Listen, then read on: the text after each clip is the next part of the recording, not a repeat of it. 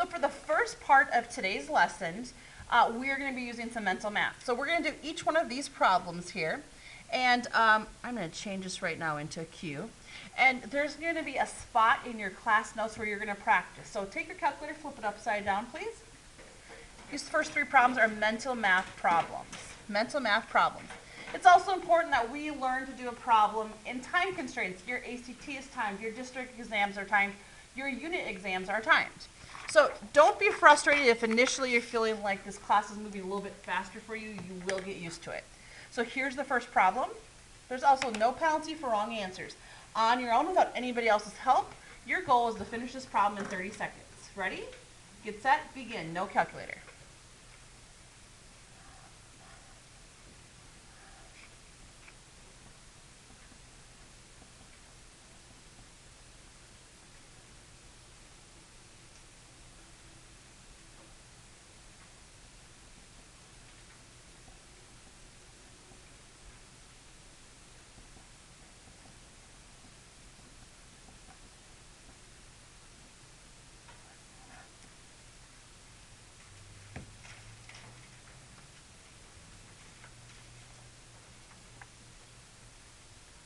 When you're done, look up and check your answer.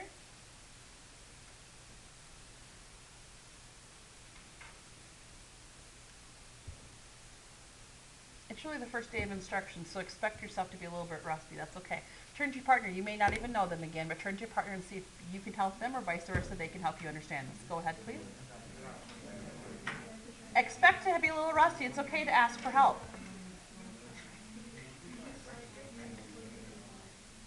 So for this problem, I started by substituting 3 in for m and negative 4 in for p. Notice that two negatives do make a positive. Then I did parentheses. I'm following PEMDAS. 1 plus 4 is 5. I did exponents following PEMDAS. 5 squared is 25. Then I multiplied and added. So I'm just following PEMDAS going down. Please find number 2 on your paper. Please find number 2. So example 2, sorry, it's within example 1, but it's problem 2. And I believe this is it. Is this correct? Is this your next one? That is not. Okay, so give me 1 second.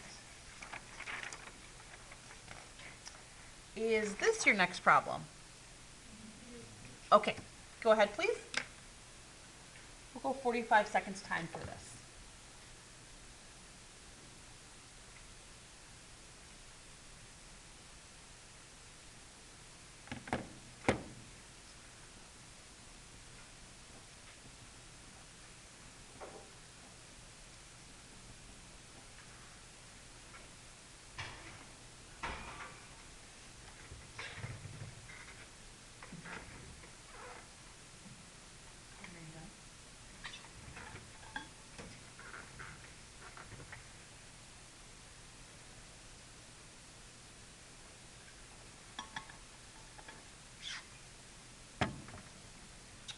Okay, following PEMDAS. First, I substitute in the numbers.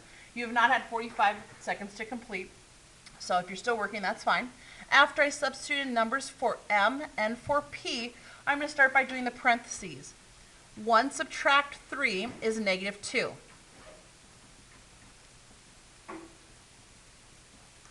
So I've taken care of parentheses. I'm going to look for exponents.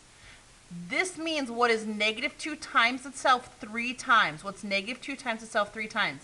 Negative 2 times itself 3 times is negative 8.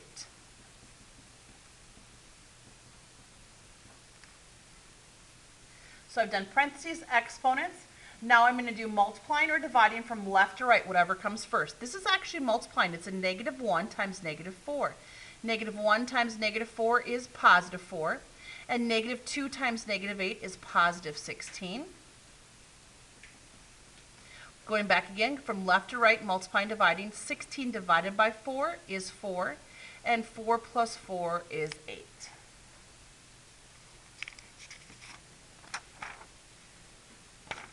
How many people had that answer? Hands up high. If you see a mistake that I make, please make me aware. It's possible that I will make mistakes along the way. Okay, this is your last one. So if you do go back and look at the PowerPoint, which is already up on our homepage, you will see a section that has every answer, and it will break it down for you. Okay? All right, your very last problem is this one. And do me a favor, can you please change this into a Q?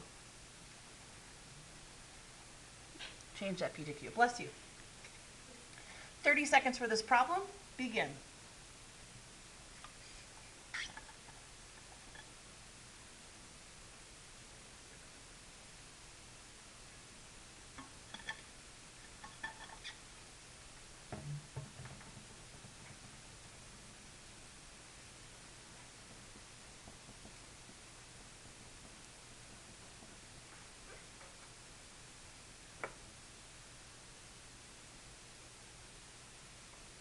This problem, I want you to learn that when you follow PEMDAS, there's no work to do in parentheses, there's no exponents, so I move to multiply and dividing.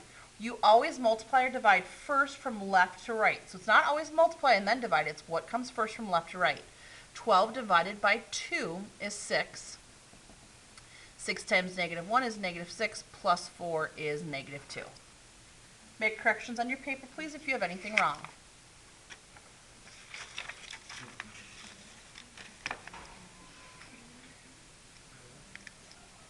Okay, please go on to example 2. The gasoline used by a car is measured in miles per gallon and is related to the distance traveled by the following formula. Miles per gallon times the number of gallons equals the distance traveled. During a trip, your car used a total of 46.2 gallons of gas. Your car gets 33 miles per gallon. How far did you travel? Okay, with your partner, I want you to devise a plan. How can we solve that and come up with an answer? In fact, you don't have to show work right now. You can use a calculator to see what you can come up with, and then we'll talk about it. Begin. 30 seconds to see what can you come up with.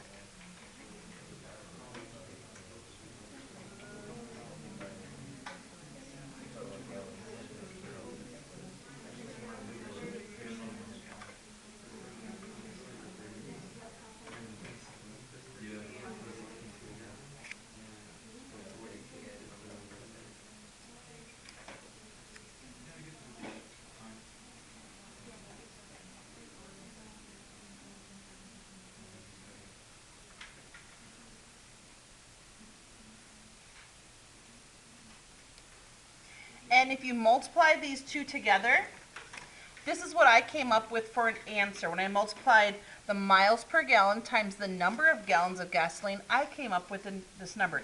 Can you just raise your hand for me so I understand if you were able to achieve that answer? Hands up high. Okay, majority of us were. Okay, we're going to go on to part B of this. Can you do me a favor? Between you and your partner, decide who's partner A and who's partner B. Go. Who's partner A and who's partner B?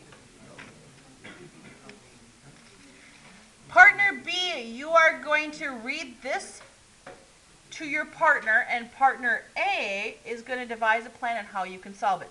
Partner B reads, partner A comes up with how we can find a solution. Begin.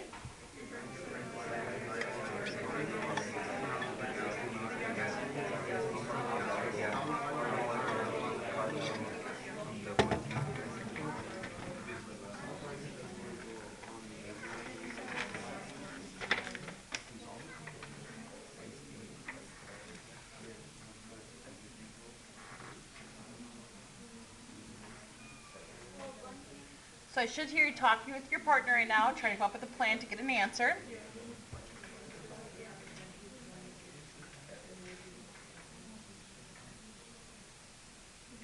It's the exact same formula we just worked with. We know that the miles per gallon times how many gallons your car holds gives you your total miles. So on your calculator, you're going to check right now. How many of you had this for an answer? Hands up high so I can see where we are. Okay? All right. Flipping back over where you're checking for understanding. I don't think you have this in your class notes. Am I correct? Can you check for me? Is that one of your parts? It is not. Okay. With partner A and partner B right now, I'd like you to go look back through, especially through the first three we did in example 1 where there's a lot of small mistakes made, and see if you can help each other in finding those small mistakes. 30 seconds. Go. Check you with your partner right now in the first three. Go back to example 1 real quick. Example 1.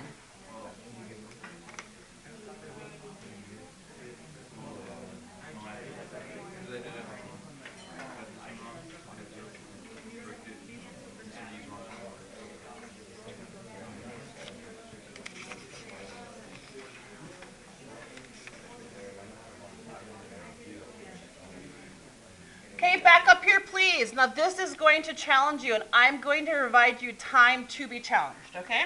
So I want to start with partner A. I don't want you to come up with any plan on how to solve this. All I want you to do is to read it and to figure out what is this problem talking about, okay? Because there's formulas you've never used here. Partner A, start by reading, please. Go ahead.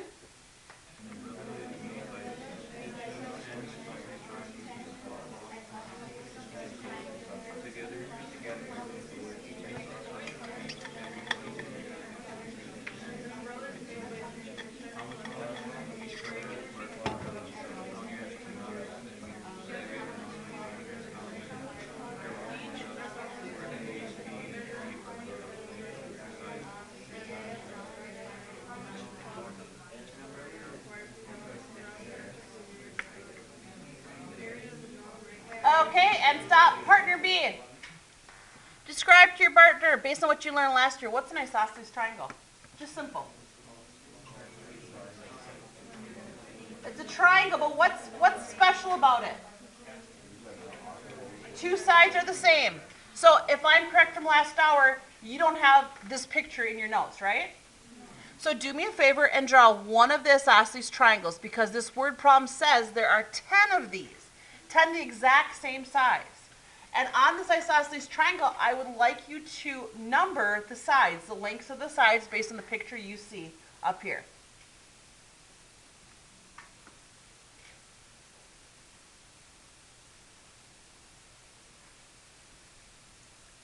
So we can see 20 is at the bottom, we'll call that the base. We can see the right-hand side here is 50, and although it doesn't tell us what the left-hand side is, because it's isosceles, I know two sides are the same, and common sense would be then that this is also 50 centimeters. Okay, there's 10 of these, and it says that there's two different colors. Let's call them white and black. So let's make a white list and a black list, please. And there is 5 of each.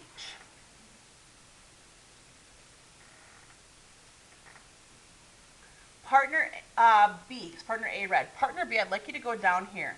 Now, before you stress out, this Herons formula, you don't need to memorize Herons formula, but you do need to know how to use it. You don't ever have to memorize it. You need to know how to use it. Thank you. And so what I want you to decide right now is what is A, B, and C? Partner B, what is A, B, and C?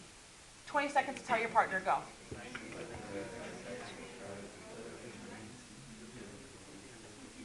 Ten seconds left. Who's going to volunteer? What's A, B, and C? Anybody? Coda, what's A, B, and C? What'd you say? And what are those? Yeah, measures of the sides. Does it say which one has to be A? Does it say which one? Okay, so let's come up here and let's just make this A. Let's make this B, and let's make this C.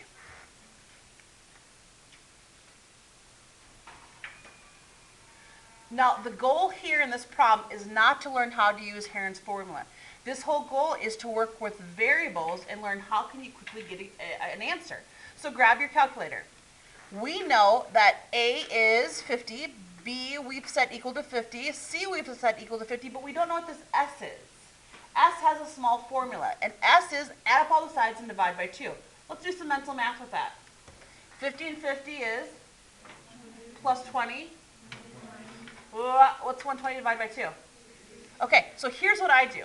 Because remember, your ACT is timed, your unit test is timed. I come over here and I write, okay, 60, 60, 60, 60. And then A we said is 50, B is 50, and C is 20. Am I correct that you have the formula on your paper? Is it already there? Okay, so write those underneath each. Next is, I'm not sure if you were taught this last year or not. A couple people in my first hour said they already learned this. Do you guys learn another way to use the square root? Or do you only know the one way in the square root? Okay, do you only know how to use like 20? How do you find the square root of 25 in your calculator? Go. How do you find it? What do you do? Show your partner, like, what do you do really quick?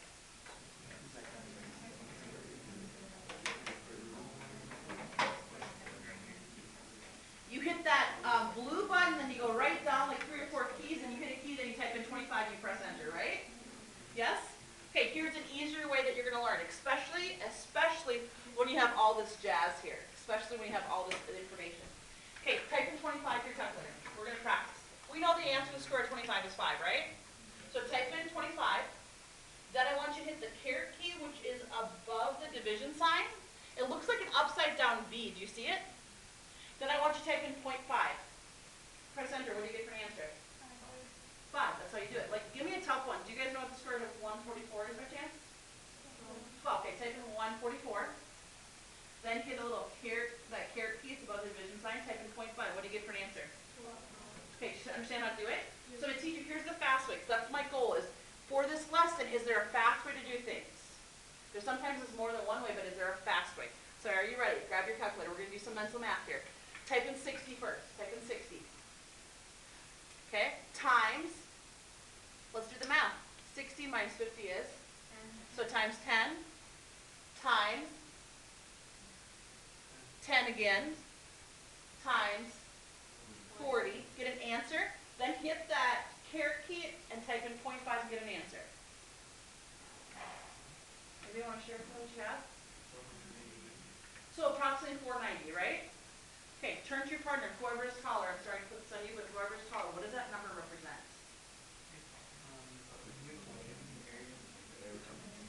Area of what? Of all the triangles? Of one triangle. And all 10 of these triangles are exactly the same size. So if I said to you, 490 is one triangle, and I said, how much cloth do we need to buy for the white? What would you do with that number? Times 5. Go ahead.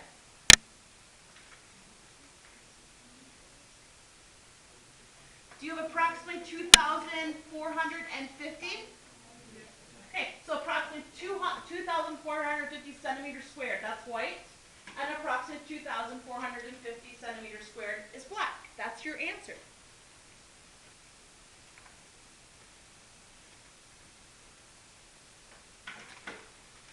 All right, turn to your partner and see if you can help with any confusion before I go on to the next slide. Thank you.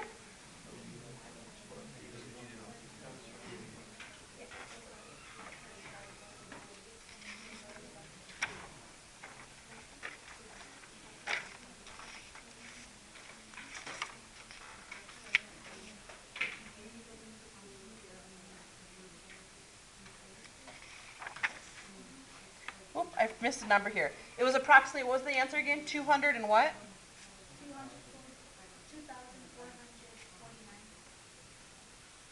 2,450 approximately. Is that correct? Okay, I got to make a correction on that. Okay, let's go on to the next one. All right, pencils down, please. No, you're going to talk with two groups this time. You're going to talk with, I'm going to call them your elbow partner, the person next to you, and then we're going to go into a group of 4. So when we go into a group of 4, you're all going to cluster together, cluster your desks together. Just turn, you're going to turn here and talk, turn here, talk, turn here, talk, turn here, talk, and you two are going to talk to Alexia. Okay, you ready? I'm reading this, and then you're going to have to come up with an answer. Notice that both expressions, 1 plus 2 plus 3, and 1 times 2 times 3, both are equivalent to 6. Is it reasonable to believe, then, that all real numbers A, B, and C, like this is A, this is B, this is C, A, B, and C, is it reasonable to believe that if you choose a number for A, and you choose a number for B, and you choose a number for C, that if you add them together and you multiply, you will always get equivalent answers? Turn to your elbow partner, go.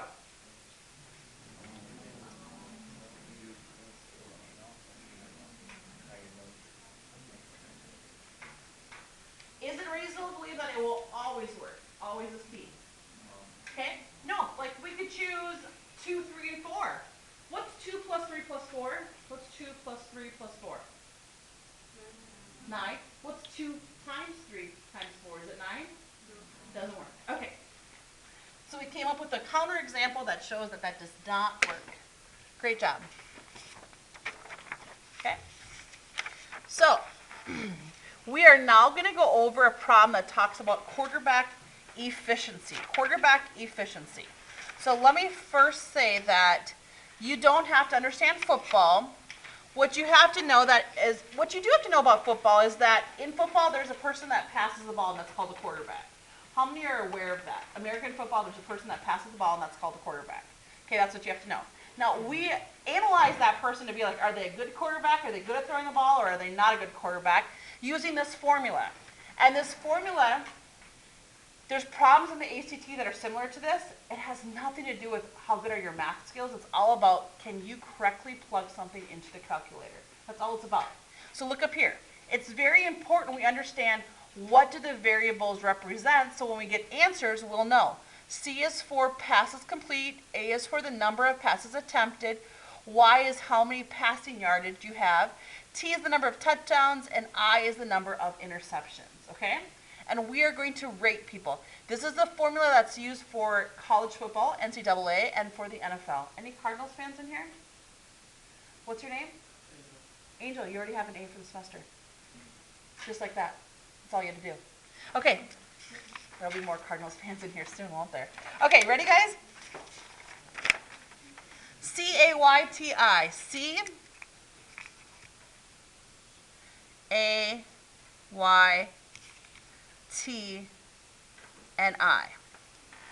All right, I gave my previous class period a chance to plug this in.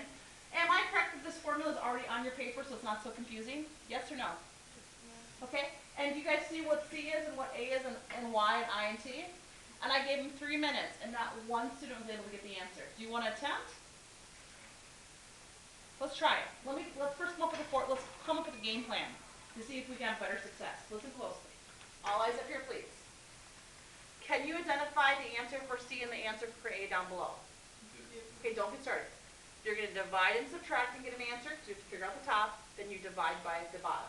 Good? And that's like one little answer. You're going to put that answer right here. Then you're going to do the same here, and the same here, and the same here. So you'll have 4 answers. You'll add, and add those together. Thumbs up or thumbs down if you're understanding so far. Then when you get that, you're going to multiply by this fraction. Still good? Now we're going to have lots of decimals. So what I'm going to suggest is that when you get an answer here, let's write down the number with 4 places past the decimal. So it would look something like this. Let's go 2.5437. It looks something like that, okay? It may not be that number, but when you write it down as a rounding, let's go 4 places past the decimal. With your partner, let's see what you come up with. I'm going to give you 3 minutes. I'll do the same up here right now. Ready? Begin.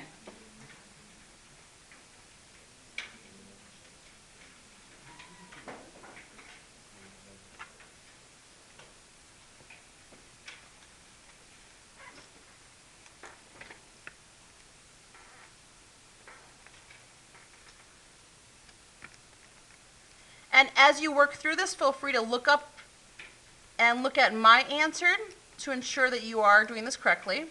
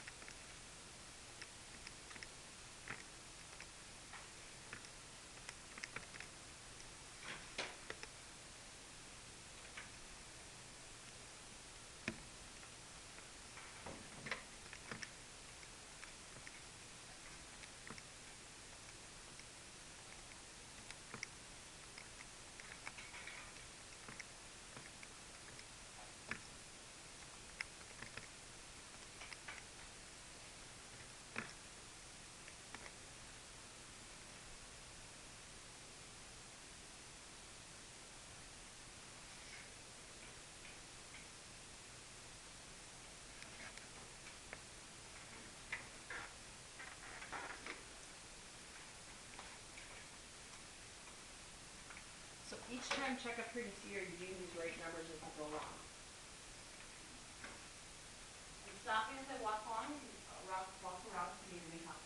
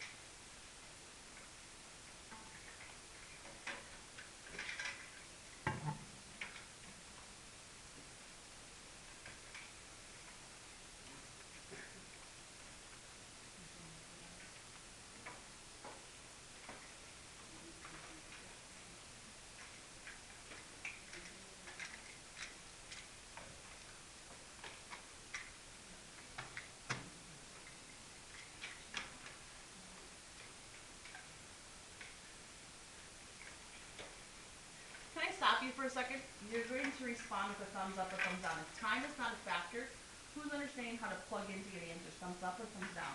This is the hardest problem I've experienced on tomorrow's homework with students.